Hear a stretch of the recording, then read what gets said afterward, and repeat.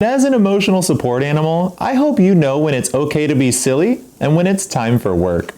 With a few more classes under your belt, we think that one day you could be a licensed therapy dog.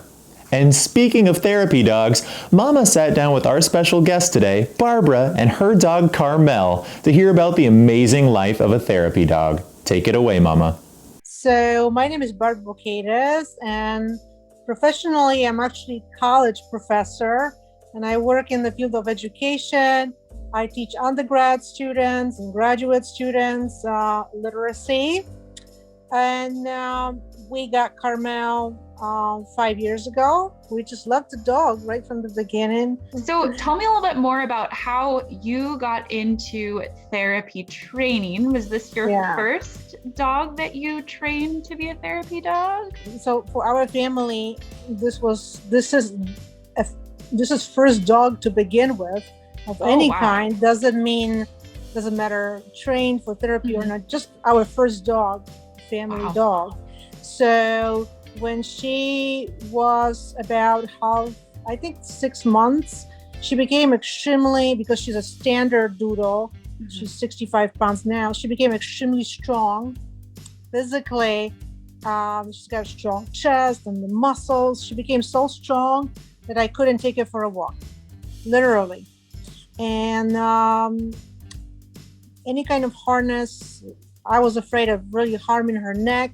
It was just really bad. She's a hunting dog, and she's got a hunting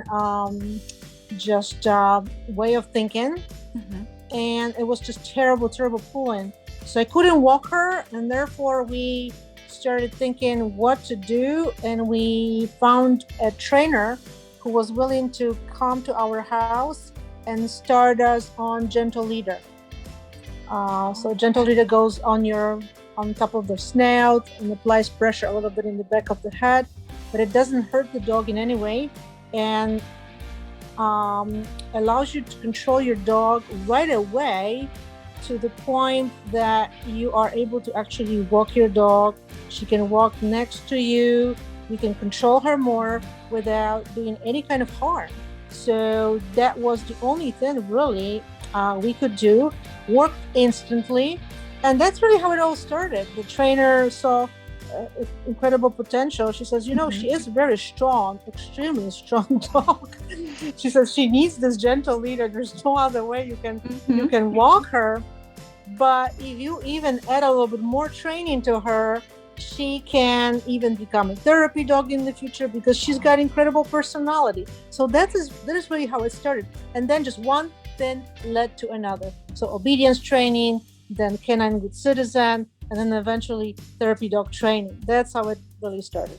You can just tell by the videos that I watch how amazingly obedient she is and how much she listens and tunes into you. What does a typical therapy session look like virtually compared to what you would typically do in person?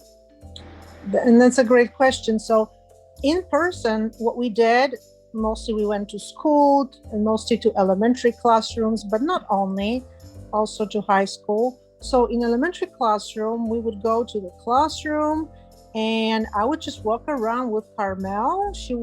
Kids would be essentially learning something, whatever they're doing, whatever subject, math, whatever. And we would be walking around and they would be petting her, rubbing her back. She would be like opening her mouth, they would be rubbing her, they would be just touching her. So that's really what we were doing. That really worked well because within that half an hour, she would get to every child and then to teacher. So everybody interacted with her in the classroom of 20 or 20 plus kids. So she liked that. And it was also, it is quite tiring for her too, because during that half an hour, she literally gives attention to everybody. Like it's amazing to see, but then they get tired of that. Yeah, absolutely. All that stimulation, I can only imagine. Yeah, but there is sometimes when kids are listening to the teacher, something's going on, she will just lay down, take a little minute break, and then pick up again, and we go and visit other children. And then we would go to another class. So we would do 2 sessions like this. Mhm. So that would be an hour together in 2 classrooms, and that's it. That's enough. Maybe many people have an idea that dog therapy is just a dog sitting and the child reading to the dog, right? And a lot of images are about that. We were doing something different based on what worked for kids, what worked for teacher. We just worked things out, and we wanted to make sure that many children would get would be able to interact with Carmel. And well, when the situation happened with COVID, we at first there was really no any kind of therapy. Nobody really even knew what to do. For the dog, it's really hard to concentrate on the screen. Yeah. This is not easy, but we're doing it more. Actually, I've done it more this fall in 2020, and I'm doing it now. Connecting on the screen. I have to use treats. If I use good treats that are healthy and work well, she gets very focused actually. So special treats work a lot. And also what we do is showing the videos like Carmel doing agility on the screen. And we have conversations with children about it. Kids are asking questions. They love to see Carmel like sitting with her therapy bandana and like making mouth noises, munching on the treats. They just loving it. So it works. It works more for the other side, for children, than the dog, because she's not getting the petting, the touching, but it works, at least for children. At one point in time, I was so hopeful to have Daryl one day work to be a therapy dog, but our journey has taken a slightly different course for the time being.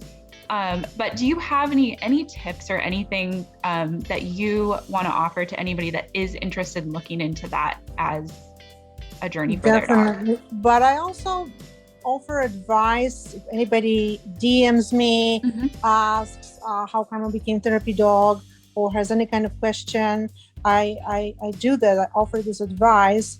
And I think that the best idea is always to start any kind of training with your puppy. We started the training with her when she was half a year, so it wasn't too late. But yeah, definitely before the first year. I think maybe it can start even earlier. You can go to some kind of puppy school or something like that. We didn't do that, but you can. So starting the training, but also making sure that the trainer is reputable, has a certain philosophy of training, looking for some kind of obedience school that offers this kind of training. Another piece of advice to accept for training is socializing your dog as soon as possible. Take into Lowe's is awesome because Lowe's or Home Depot, whatever people have available, most of those stores are okay with the dogs. They even welcome dogs. There are noises there, people, and it's not about having everybody pet your dog, but being able to just be okay with noises, seeing other people, and even seeing some other dogs in the distance.